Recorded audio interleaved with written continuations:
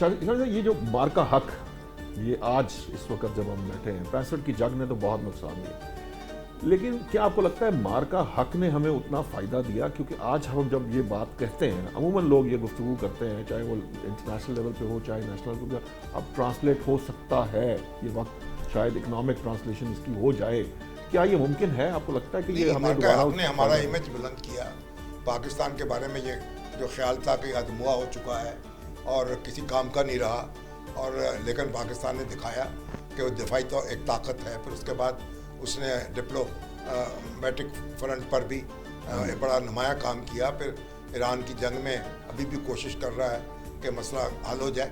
تو پاکستان کا امیج تو بلند ہوا، اس میں کوئی شبہ نہیں ہے.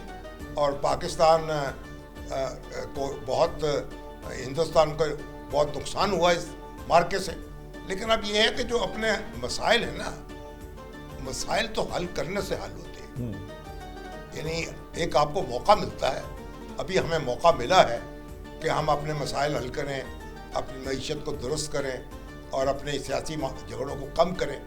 تو ابھی ہم دیکھتے ہیں کہ لوگ گرفتار ہیں، اور ان کی ابھی ہمارے فضل اللہ نیازی صاحب کے جو بیٹے ہیں، ہمارے اکلوتے بیٹے، ہمارے بھتیجے، وہ گرفتار ہیں. کئی دوسرے نوجوان بھی گرفتار ہیں، بزرگ بھی گرفتار ہیں. اب دیکھیں نا، ان کو یعنی سپریم کورٹ یہ کہہ چکی حکومت سے کہ ان کو اپیل کا حق دیا جائے، آپ قانون میں ترمیم کریں، آرمی ایکٹ میں.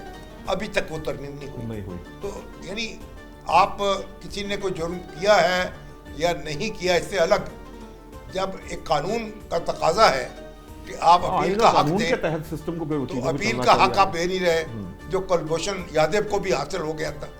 تو اگر ہم اپنے سیاسی مسائل اور معاشی مسائل حل نہیں کریں گے، تو صرف ہم کوئی کارنامہ سر انجام دینے سے، کوئی مارکا جیت لینے سے یہ نہیں ہوگا کہ باقی سارے مسائل خود بخود حل ہو جائیں. ہاں، اس سے ہمیں اپرچونٹی ملتی ہے، اس کو ہمیں اس سے استفادہ کرنا چاہیے. اس میں سپیس مل جاتی ہے، سپیس ملتی ہے. راشد ہیں اس طرح کے بزرگ خواتین بزرگ خاتون ہیں، وہ ان کے تو کافی مسائل بھی میں ابھی علم میں آئے تھے. آپ لوگوں کو لگتا ہے کہ کوئی سنجیدہ کوشش ہے مسائل حل ہونے کی؟ دیکھیں جی، میں تو میرا خیال ہے کہ میرے پوائنٹ میں بالکل فرق ہے.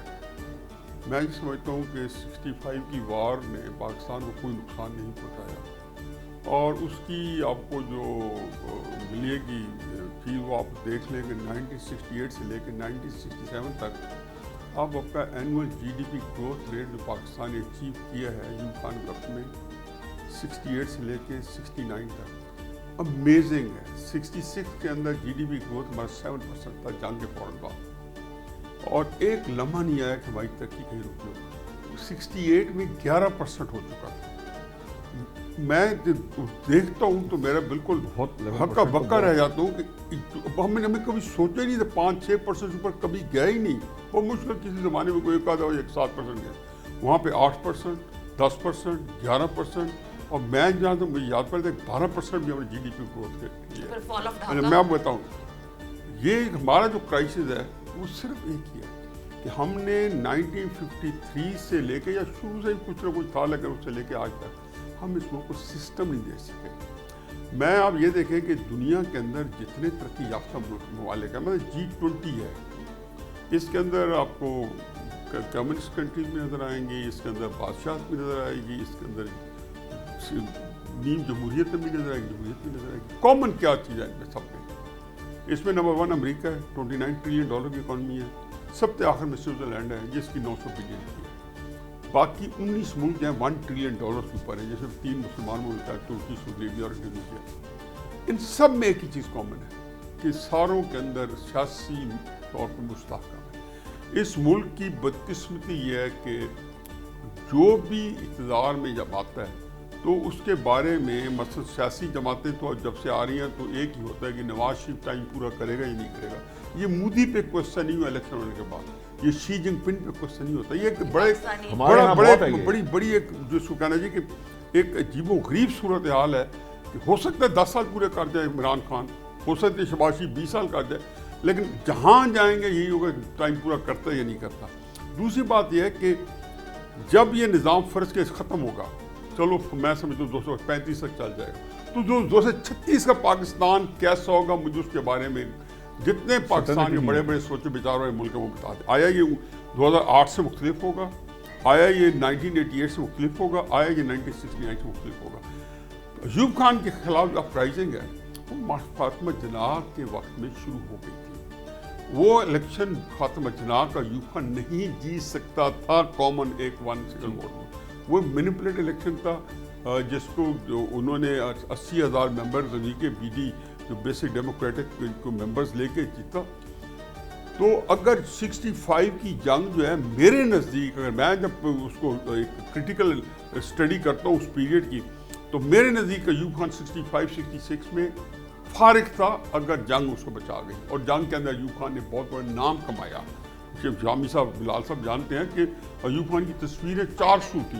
ہمارے گھر جو اپوزیشن کے گھر تھے, ہمارے گھر میں ایوب خان کے وقت میں دفاعی فنڈ اور ایک ماحول پیدا ہو گیا کہ جیسے پاکستان کے اندر ساری قوم متحد ہو گئی ہے. تو یہ وہ پاکستان کے اندر جو سسٹم آج تک نہیں آ سکا. ہر 10 سال کے بعد ہم کھڑے ہوتے ہیں اور یہ نہیں پتا کہ اس کے بعد کیا ہوگا. ٹی وی کے اوپر کوشچن ہوتا ہے, پھر نئے سرے سے چیزوں کو شروع ٹی وی کے اندر کوشچن ہوتا ہے. مجھے لائیو پروگرام میں کامران شاہد نے پوچھا کہ نیائی صاحب, پوچھا نہیں میں بات کر رہا کہ نیائی صاحب فکر نہ کریں 2030 تک اس نظام کو کچھ نہیں ہوتا. میرا ایشو نہیں ہے. میں نے کہا جی میں کہتا ہوں 2035 سے کچھ نہیں ہوتا. مجھے صرف یہ بتائیں کہ 2035 کے بعد 2036 میں کیا ہوگا. اور پھر یہ دیکھیں ترمیم دیکھیں, آج تک 27 ترامیم ہوئی ہیں, 4-5 کو چھوڑ کے ساری ترامیم جو ہیں پرسن اسپیسیفک ہوئی ہے. یا پرسن مراد ہے کہ خاص لوگوں کو خاص ضرورت تھی. انسیکیورٹی, عدم تحفظ, اپنے بارے میں کہ یہ وہ نظام ایسے نہیں چلے گا, ایسے چلے گا.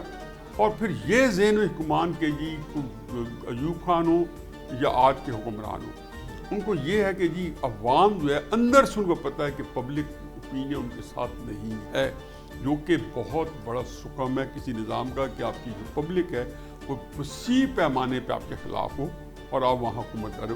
تو یہ وہ چیزیں ہیں کہ جب تک اس کو نہیں ہوتے, میں تو ایک بلیور ہوں اور کہ آپ پولیٹیکل اسٹیبلٹی دیں اور نظام کو ملک آگے نکل جائیں گے. آپ کچھ کہنا چاہ رہے تھے نیائی صاحب کی اس بات کے اوپر؟ میں نے نہیں, وہ مجھے اس سے اختلاف یوں ہے کہ 1965 کی جنگ جو ہے نا, اس نے ایوب خان کی شخصیت جو ہے اس کو نقصان پہنچایا, کمزور کیا, اس کو کمزور کیا. اور اس کے نتیجے میں پھر یہ مجیب اور بھٹو پیدا ہوئے اور مرکز کو ایک طاقتیں جیتی. پھر ماشاء اللہ دوبارہ لگا, ٹھیک ہے نا. ماشاء اللہ اگر دوبارہ نہ لگتا اور تو پھر یہ صورتحال نہ ہوتی. تمہارا نے اپنا رائے ہے. دیکھیں نا, اور پھر اس کے بعد یہ انڈیا اور پاکستان کے درمیان جو جنگ ہوئی ہے اس نے پھر ہمیں ایک دوسرے کا جو دشمن ملک بنا دیا ہے. اس وقت سے پھر ہم اس کے بعد انڈیا نے 65 کی جنگ کے بعد پھر کیا ہوا کہ 71 میں پھر 71 ہوا نا, انہوں نے وہاں آپ کے اندر انفلٹریٹ کیا اور آپ کو لوگوں کو ملا لیا اپنے ساتھ. میرے پروڈیوسر صاحب جو ہے نا وہ کہہ رہے ہیں کہ اس میں سمپل بات یہ ہے کہ بنیادی طور پہ ہم اس کو جو ہے نا ایک پیکج بنا دیتے ہیں. میرا یہ خیال ہے کہ جنوری کے اندر الیکشن ہوئی 1965 میں اور 4-5 مہینے بعد کشمیر کے اندر جنگ شروع ہو گئی تھی. کوئی مئی کے اندر ہم نے جنگ شروع کر دی, یہاں پہ تو 6 سپٹمبر شروع ہوئی. لیکن آپ کے جو اشاری ہیں نا وہ آپ کی کسی اس بات کا انڈورس نہیں کرتے. دوسری بات یہ ہے کہ سارے لوگ یہ کہتے ہیں کہ فاطمہ جناح کی موت وہ جو یکدم ہوئی 9 جولائی 1966 کے اندر اور یہ جنگ, اس نے ایوب خان کو لیز آف لائف دی ہے. یا وہ جب پولیٹیکلی اس کا انالیسس کریں گے تو بالکل صحیح کہ لیڈرشپ پھر نہیں رہی تھی. اگر نہ ایوب خان کے خلاف جو اپرائزنگ ہے وہ تو 59 کے اندر بھی جلوس نکلے, 61-62 میں اسٹوڈنٹ موومنٹ چلی اور یہ جو ہے پاکستان کے اندر اس کو انڈرمائن کیا جاتا ہے. تو میں سمجھتا ہوں کہ پاکستان کا صرف مسئلہ یہ ہے کہ 7 جنوری 1951 کا وہ بدقسمت دن جب پاکستانی فوج تشکیل آئی اور جو پہلا آرمی چیف بنا, اس نے جب یہ فیصلہ کیا کہ تا حیات میں آرمی چیف رہوں گا, تو وہ ایک چل پڑا. اب کوئی بھی جو آرمی چیف بنتا ہے نا اس کو ہر بندے نے معدود ایک اس نے دو کیسے کے فیصلہ چھوڑ کیا؟ نہیں اس نے کیسے فیصلہ کیا؟ نہیں اس میرا مطلب یہ آپ کی سیاسی لیڈرشپ ہے نہیں جس نے اس کو وہ ایکسٹینشن دی. میں اس کو نہیں کہہ رہا ہوں, میں کہہ رہا ہوں جی کہ آپ نے جب کورسو جو ہوتا ہے نا اس میں کہ جس اچھا خیر اینی وے, تو آپ نے یہ جو جس کو کہنا چاہیے کہ اب یہ دیکھیں کہ شاید ایک دو عامی چیز کو ہٹا کے 2016 کے اندر ہنگامہ ہو گیا کہ رہائی شریف کی ایکسٹینشن تھی, 2019 کے اندر باجوہ کی ایکسٹینشن تھی, تو یہ ایکسٹینشن نے ختم ہو پاکستان گیا. میں میرا خیال ہے اس بحث کے لیے نا ہمیں ایک اور پروگرام کرنا پڑے گا یہ عید شو سے بڑا جو ہے نا وہ ہاں یہ بڑا ہو گیا, لیکن میں یہ سمجھتا ہوں عید شو کے اختتام پہ مجھے لگتا ہے کہ ایک فارمیلٹی ہوتی ہے, بٹ لیکن یہ کہ ایک عید کا پیغام ہم چاہیں گے کہ آپ جو ہے میں تو سمجھا کہہ رہی کہ عید کا تحفہ ہم دینا چاہتے ہیں آپ کو. ہم تو آپ سے لیں گے, اچھا لو ہم تو آئیں گے اور ہم لیں گے. اس سے اندازہ کرنا ہے چائنا کو نہیں, چائنا کی صورتحال ایسی ہے کہ دیکھے جائے.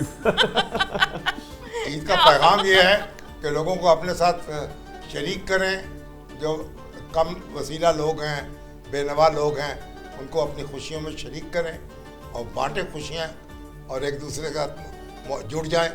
یہ عید کا پیغام ہے. اور قربانی دیں, قربانی دینی ہے نا, اپنی قربانی دینا, اپنی خواہشات کی قربانی, ہر طرح کی اپنی اغراض کی قربانی, اپنے مفادات کی قربانی, وسیع تر مفاد کے لیے.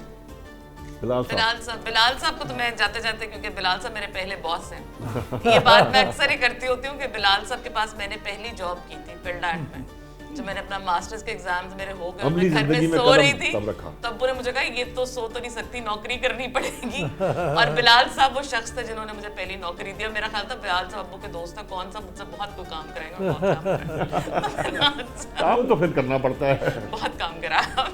میں خیال عید والے دن تفریح کرنی چاہیے, اپنے ذہن کو ذرا بہت زیادہ بوجھل نہیں کرنا چاہیے. کافی تو ہم نے کر دیا, لیکن شو میں تو ہم نے بہت بوجھل کر دیا. ہاں, تو پیغام جو ہے نا وہ کوئی دینا چاہیے. سیلیبریٹ کریں, ریلیکس کریں, موج کریں, جب عید ختم ہوگی تو پھر کام نہیں سب 30 سیکنڈ. دو ہی چیزیں ہیں جو اس قوم کو گھائل کر رہی ہیں. ایک ہمارا ایک دوسرے پہ اعتماد کا فقدان ہے, ٹرسٹ ڈیفیسٹ آ گیا ہے, دو بندے آپس میں ایک دوسرے پہ اعتماد کرنے سے قاصر ہیں. ایک تو یہ ہے کہ قوم میں ایک دوسرے پہ اعتماد نہیں ہوتا, دوسرا مارجن نہیں دیتے, اپنے آپ کو مارجن دیتے ہیں اور دوسرے سے مارجن چھین لیتے ہیں.